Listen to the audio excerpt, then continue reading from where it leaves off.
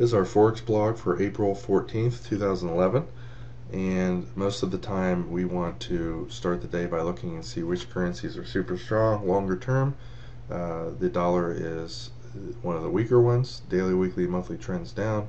The yen was weak, however had lots of strength late yesterday and today, switching the daily trend and weekly trend to slightly up. The monthly trend still down. The euro's longer term trend, the weekly and monthly, which is underneath the real-time trend, daily, weekly, monthly. The longer term trend of this is up. Swiss is up, Australian's up, New Zealand's up. So, the yen was the weaker of these two pairs, and then basically you want to find a currency that's strong to trade it against. The pound, extremely strong real time last night. However, its weekly and monthly trend are down. The Swiss, real strong on all time frames, multiple hours of strength, hour, and usually after some strength and you see a little weakness, that strength is likely to continue, especially if the weekly and monthly trend's up. So the dollar Swiss would have been an excellent one to look for sells today. Let's bring that one up and start with that. Here you can see last night price was underneath the hourly and it wasn't able really to go above it. And so when it broke the monthly pivot level right here, very high probability place to sell, and you can see the market just absolutely took off. Because of this momentum, you might have looked for sells on this little pullback right here, and it really didn't continue down. The weakness pretty much was gone. Let's add our FX momentum to this so you can see on a bar by bar analysis what's going on. FX momentum.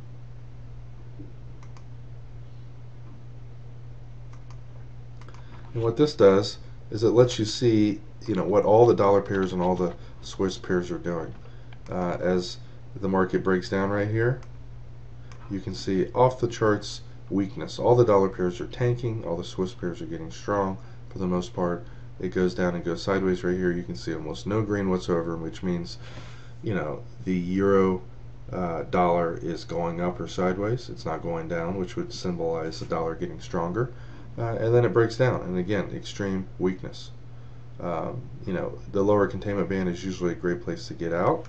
So let's say you decide to sell that pullback right here, which is normally a good thing to do if the Trend Intensity Pro shows extreme weakness like this. Alright, what if you had, this retraces back up a few pips, you go short right here, there wasn't a whole lot of strength there. Guess what? You get stopped out, and there's a lot of strength that came back in.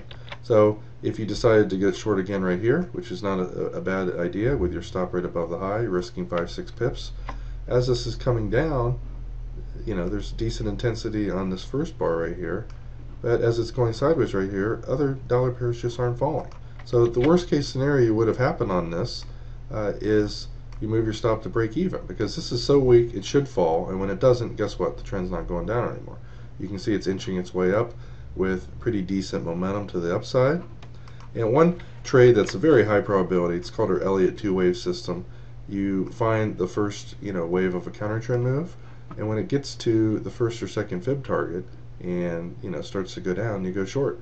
Now this trade right here was after a big upward momentum move, so you might be a little bit more hesitant to get in this. If it had just kind of gone up with more average intensity up moves, it's a lot safer trade. But notice as this thing comes down to the previous day's low, and there's a few bars where some intense weakness on, but as it's going down and going sideways right here, there's no weakness. That's telling you that other dollar pairs are not going down and other Swiss pairs are not getting strong. So you're out of your trade with 5 or 10 pip profit rather than have a loss. And that's how the FX momentum can really help you. Notice today extreme strength for many hours in the yen. The CAD weak across the board. CAD yen would have been an excellent one to sell. Looking at the chart here, you can clearly see a huge 75 pip drop. It went right to the Fibonacci areas that I did the calculations on last night. So let's put the FX momentum on here. Is it, when trades are working, and when they're not, you also know in real time on a minute to minute or even 5 minute to 5 minute basis. First thing to notice on this is price is underneath the hourly. It's more likely to go down than double up. stat high. Hold on a second here, let me turn that off. That's another one of our charts signaling a trade. So as you can see, this was coming up here, and there was moderate intensity, and it kind of drifted off. You might be a little bit hesitant to sell here the first time it touches. When it comes down and comes back up again after seeing this big explosive weakness right here, you might decide to go short. And as it's coming down, notice a decent intensity, and as it's going sideways right here, there's not much intensity. So you might decide, all right, I'm going to get out of this trade with a 10 or 15 pip profit. It comes back up again. Notice intensity, less, less. You short again. And guess what happens the second time down? Lots of intensity on a bar by bar basis on the way down, and it's slowly grinding its way down. There's almost no green bars whatsoever, which means pretty much all the way down other CAD pairs were not going up, other yen pairs were not losing their strength. And here we have the next support area, and that's a decent place to get out. Once you see the weakness kind of subside a little bit, you're out of half your trade right there, and you might have tightened your stop above the bar's high here. Notice there's really almost no green except for 2 bars right here. You might have tightened your stop above there, and then it came down to my the Fibonacci area that was drawn and plotted last night for you, so you don't have to draw the major fibs on all your charts, and then you're out of your trade somewhere down here around 86. So you short at 80, maybe out of half at 30, made 50 pips on the first half, and maybe 70 or 80 on the second half. Very high probability using the currency meter and the real-time momentum tools to let you know whether to stay with the trade or not. Now the pound, again, you can see lots of strength today. The only downside of looking to buy the pound is the weekly and monthly trend are down, and so you want to trade that against the dollar earlier, and again after 7 the dollar got weak. Let's look at the pound dollar after 7. That would have been a decent chart to focus on. Here's 7 after a pullback to the hourly. Explosive move up, pullback to the hourly.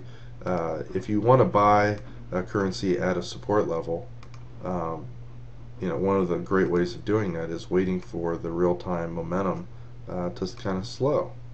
And when it does, you want to look to get in to that currency. So let's look at this as it comes down. Notice, up near the highs there was a lot of intensity to the upside, and then the upwards intensity kind of diminished.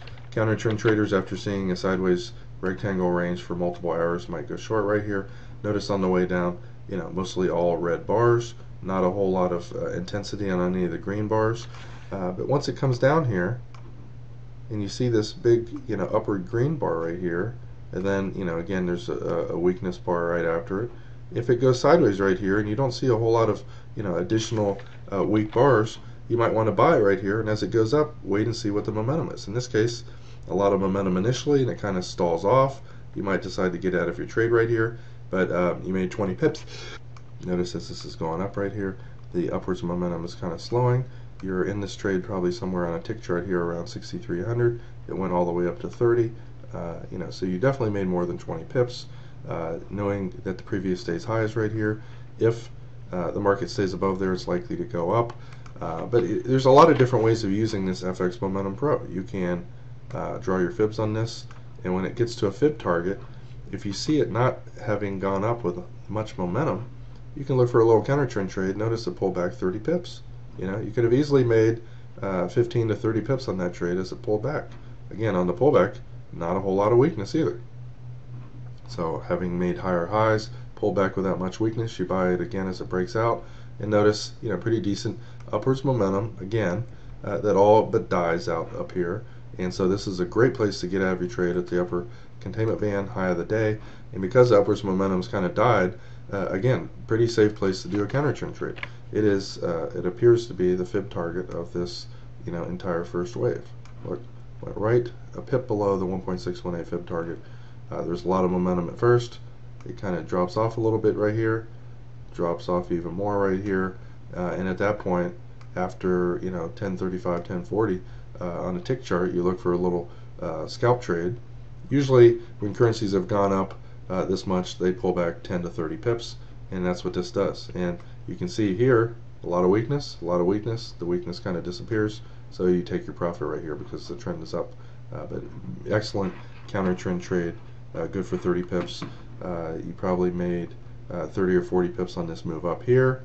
You did a little counter trend trade here and made some money because there wasn't a whole lot of intensity, and that's how you use the FX momentum, bar by bar.